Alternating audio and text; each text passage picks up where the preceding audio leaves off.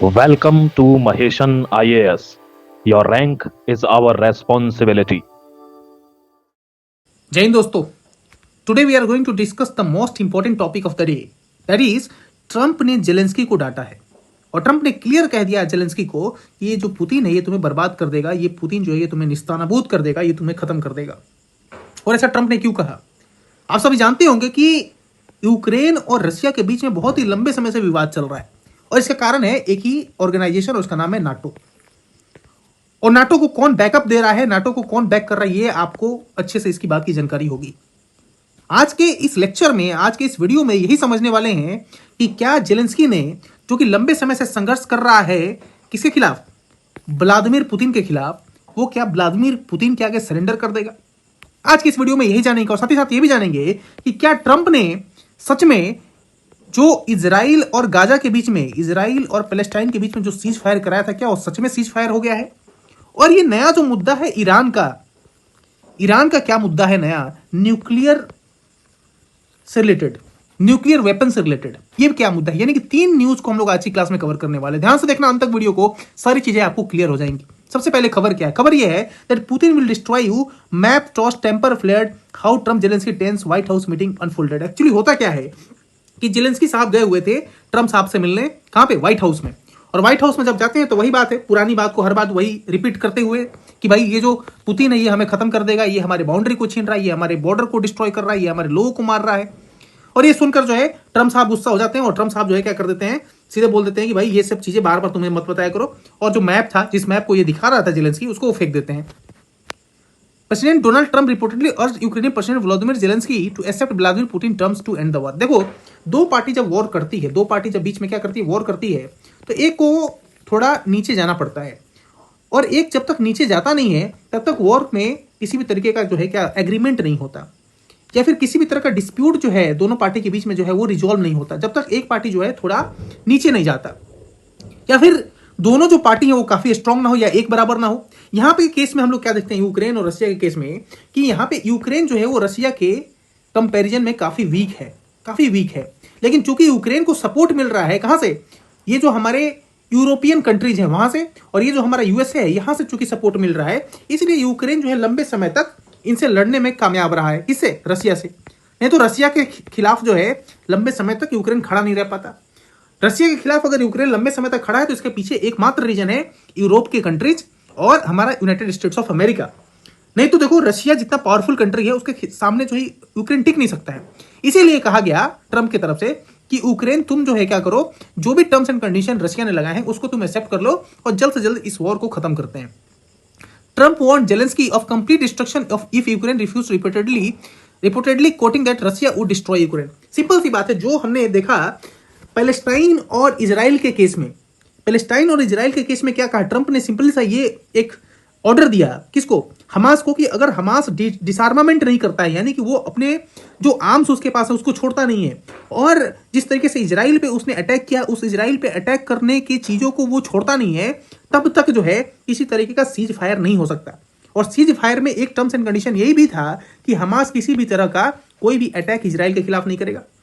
उसके बारे में अभी चर्चा करूंगा, उसको ध्यान से देखना। यहां पे रशिया जो है जो टर्म्स एंड कंडीशन रखे हैं यूक्रेन के सामने, वो सीधे सीधे ट्रंप ने कह दिया है कि अब आपको एक्सेप्ट करना पड़ेगा। यानी कि जिस तरीके से लंबे समय से यूएसए का सपोर्ट मिल रहा था जेलेंस्की को, अब वो सपोर्ट नहीं मिलेगा, क्योंकि ये वॉर जो है वो लंबा खिंचता हुआ चला आ रहा है और इससे ट्रंप को कोई फायदा होता नहीं दिख रहा है अब के समय में। आगे देखते हैं तो कॉन्टेंशियस मीटिंग डायनेमिक्स, इसका मतलब क्या है?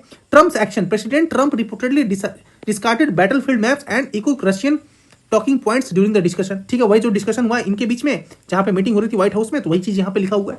The Russian Ukraine battlefield is characterised by heavy fighting in the east and south with Russia currently occupying 20% of Ukrainian territory.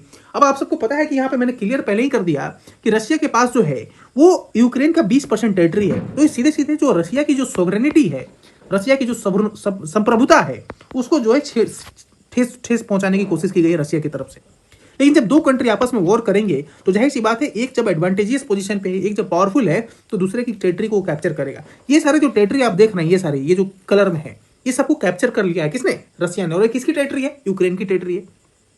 अब ट्रंप ने ये कहा है कि जहां तक उसने कैप्चर कर लिया है वो टेरिटरी जो है वो रशिया को दे दो और बाकी सारी चीजों पे जो है तुम अपना हक जमाओ और बाकी सारी टेरिटरी तुम्हारे अंडर में रहेंगी और यहाँ पे सीज फायर हम लोग कर लेते हैं।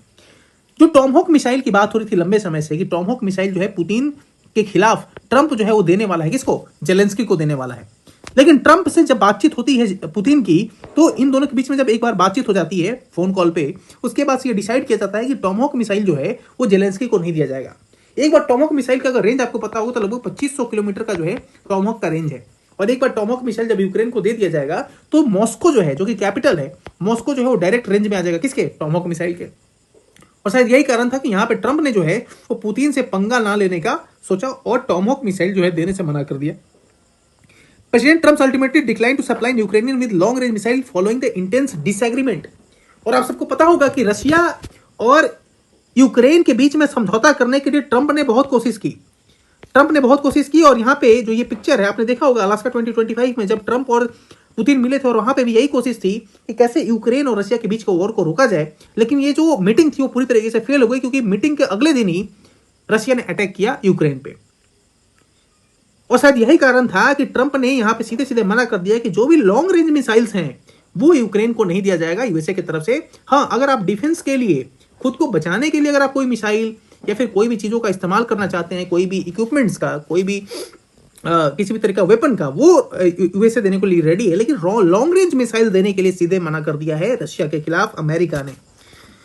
Why the war started? तो सिंपल सी बात है, नाटो की वजह से जो है ये वॉर स्टार्ट हुआ था। आप सबको पता होगा कि रशिया और यूक्रेन का वॉर जब स्टार्ट हुआ, कोविड के टाइम जब चल रहा था उस समय, तो सबसे बड़ा रीजन ये था कि नाटो को ज्वाइन करना चाह रहा था कौन? यूक्रेन। और यही इशू बनता है। नाटो मतलब नॉर्थ अटलांटिक ट्रीटी ऑर्गेनाइजेशन, और ये क्या है? एक मिलिट्री अलायंस है। और इसमें चूंकि यूक्रेन ज्वाइन होना चाहता था और इसके खिलाफ था रशिया, और शायद यही कारण था जिसकी वजह से ये वॉर स्टार्ट हुआ और ये आज तक चला हुआ आ रहा है। यानी कि हम सीधे समझ सकते हैं कि एक लीडर, ये जो लीडर है, इसके एक डिसीजन ने पूरे यूक्रेन को तबाह कर दिया, पूरे यूक्रेन को खत्म कर दिया। हजारों लोग मारे गए, रिसोर्सेज से लेके, चाहे वो ह्यूमन रिसोर्स हो या फिर मटेरियल रिसोर्स हो, सबका नुकसान हुआ। Everything got wasted just because of this person, because he didn't realise the power of this person. ये रशिया का प्रेसिडेंट है, and Russia is a vast country, बहुत बड़ा देश है, उसके पास रिसोर्सेज बहुत ज्यादा हैं, उसके पास साइंस एंड टेक्नोलॉजिकल डेवलपमेंट बहुत ज्यादा है, उसके पास डिफेंस इक्विपमेंट्स बहुत ज्यादा हैं। और उस कंट्री के साथ अगर लोहा लेना है then you must have a good support. और यहाँ पे जब देखने को मिला कि जब यूएसए ने अपना पैर और अपना हाथ पीछे खींच लिया, तो जेलेंस्की ने सीधे जो है यहाँ पे, अगर आप देखोगे, ये लेटर जो है अभी आया है किसके तरफ से? वोलोदिमीर जेलेंस्की की तरफ से।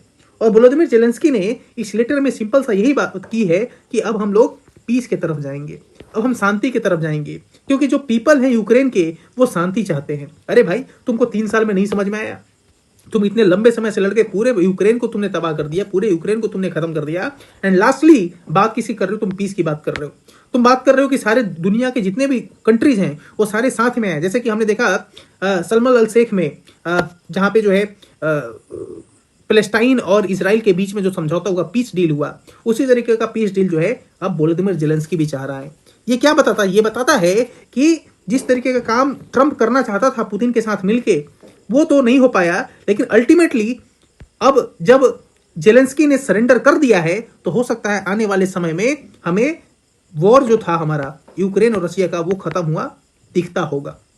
ऐसा मैं इसलिए कह रहा हूं क्योंकि अब पूरी तरीके से इस लेटर में ट्रंप पुतिन के सामने जेलेंस्की ने सरेंडर कर दिया है। दूसरा खबर यह है कि सीज फायर जो हुआ था हमारा किसके बीच में, इजराइल और पैलेस्टाइन के बीच में, वो हमास चाहता नहीं कि वो सीज फायर लंबे समय तक चले, क्योंकि हमास ने सीज फायर को तोड़ दिया है और नेतन्याहू ने यह आदेश दे दिया है कि सब कुछ खत्म कर दो। सब कुछ खत्म करने का मतलब क्या है? सिंपल सी बात यह है कि हमास जो है क्या है, हमास चाहता है कि वो डिसआर्मामेंट ना करे, यानी कि वो हथियार ले, अपना हथियार अपने पास रखे और अपने पास सारे वेपन्स रखे।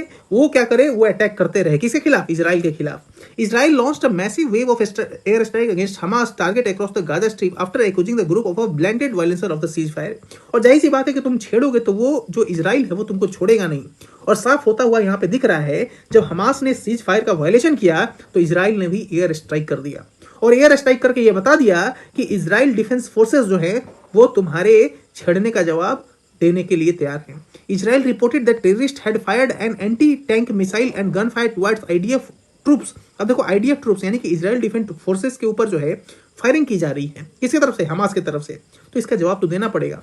2 Israeli soldiers were reportedly killed in the incident, 2 Israeli forces के जो है सोल्जर्स मारे भी गए हैं। तो इसका जवाब जो है इजराइल ने बहुत अच्छे तरीके से दिया है। Israel bombard Hamas sites in Gaza, 33 killed. अब तुमने 2 मारे, उसने कितने मार दिए? 33। तो 2 का जवाब उसने 33 से दिया है। तो सिंपल सी बात है कि अगर सीज फायर चाहते हो तो सीज फायर के जो टर्म्स एंड कंडीशन है, जो दोनों के बीच में जो समझौते हुए हैं, उसको मानना पड़ेगा। The Israel defence forces stated that the air force fighter jets, aircraft and artillery were used to attack dozens of Hamas terror targets, including reported 6 kilometre long underground tunnel. देखो इन सबको जो है उसने मार दिया, 33 पैलेस्टीनियन मारे गए हैं इसमें, और ऐसा कहा जा रहा है कि ये 45 तक जा सकता है। ठीक है, और जितने भी आपने देखा होगा कि गाजा में, पैलेस्टाइन में लोग भूखे मर रहे थे। और भूखे क्यों मर रहे थे? क्योंकि वो नौबत इजराइल ने ला दिया था कि वहां के लोगों को खाने तक नहीं मिल रहा था, वहां के बच्चे भूखे मर जा रहे थे। गोली से तो कम मर रहे थे, भूखे लोग ज्यादा मर रहे थे। अगर फिर से वो सिचुएशन लाना है, वो चाहता है हमास की फिर से वही सिचुएशन आए, तो इजराइल उसके लिए पूरी तरीके से तैयार है। और यहाँ पे जो कोशिश थी किसी के बीच में, ट्रंप के जो कोशिश थी कि इजराइल और पैलेस्टाइन के बीच में जो समझौता किया जाए, वो पूरी तरीके से फेल होता हुआ दिख रहा है। क्या ये इसी तरीके का फेल्यूर हमें कहां पे देखने को मिलेगा? यूक्रेन और रशिया के बीच में देखने को मिलेगा? कमेंट सेक्शन में जरूर बताना आप क्या सोचते हो उसके बारे में। After launching the intensive wave of attacks, the Israeli military defense forces issued a statement confirming it had begun a renewed enforcement on the ceasefire which was backed by the US and Trump. Simple सी बात है कि US और Trump ने भी clear कर दिया था कि अगर हमास शांति से नहीं रहेगा, अगर हमास जो है अटैक करेगा अगर इजराइल पे, तो हमास को यूएसए भी जवाब देगा और इजराइल तो जवाब देगा ही। और साथ ही साथ the clashes occurred amid ongoing disputes over the return of Israeli hostage. बहुत सारे इजराइल के जो होस्टेज थे जिसको अभी हमास ने पकड़ रखा था, उनको भी अभी पूरी तरीके से छोड़ा नहीं गया है। बहुत सारे डेड बॉडी जो अभी तक हमास ने रिटर्न नहीं किए हैं, उसकी वजह से भी ये डिस्प्यूट अभी चलता हुआ आ रहा है और पूरी तरीके से जो डील हुई थी वो नहीं हुई है। Rejected the call of disarmament of Hamas by Trump. Trump sets deadline for Hamas to respond to peace plan. There will be hell to pay. यानी कि ट्रंप ने यहाँ पे सीधे सीधे धमकी दे दी है हमास को कि भाई आपको पे करना पड़ेगा अगर आप डिसआर्मामेंट नहीं करोगे, अगर आप हथियार नहीं छोड़ोगे तो आपको पे करना पड़ेगा। Israel wants to destroy Hamas completely, और हमास अगर पूरी तरीके से अगर खत्म होना चाहते हो तो इजराइल के खिलाफ तुम एक बार हथियार उठाकर देख लो। इजराइल का जो फोर्सेस है, इजराइल के डिफेंस फोर्सेस और इजराइल का जो मिनिस्टर है, वो पूरी तरीके से तैयार है अपने देश को प्रोटेक्ट करने के लिए, और उसके लिए पूरे हमास को खत्म कर देगा। और इस टाइम यूएसए का भी सपोर्ट मिलेगा। किसको? इजराइल को। जब नेतन्याहू पहुंचा था यूनाइटेड नेशन के जनरल असेंबली के मीटिंग में, तो वहां पे बहुत सारे देश के कंट्रीज के जो हेड थे उन्होंने बॉयकॉट कर दिया। लेकिन इस बार जब हमास ने डिसआर्मामेंट करने से मना कर दिया है, तो ध्यान रखना इस बार यूएसए का भी सपोर्ट मिलेगा। किसको? इजराइल के डिफेंस फोर्सेस को, इजराइल के मिनिस्टर को, नेतन्याहू को यूएसए का भी सपोर्ट मिलेगा। क्योंकि ट्रंप ने क्लियर कर दिया था कि हमास को डिसआर्मामेंट करना पड़ेगा, हथियार छोड़ने पड़ेंगे और शांति की तरफ आगे आना पड़ेगा। आई होप कि आपको वीडियो समझ में आया हो। कोई भी डाउट हो तो कमेंट सेक्शन में जरूर लिखना। मिलते हैं किसी और वीडियो में एक नए टॉपिक के साथ। हम सारे जो है अभी दिवाली हमने आज सेलिब्रेट किया है। आप सबको जो है दिवाली की हार्दिक शुभकामनाएं। Have a safe and a happy Diwali to all of you. Thank you so much for watching this video.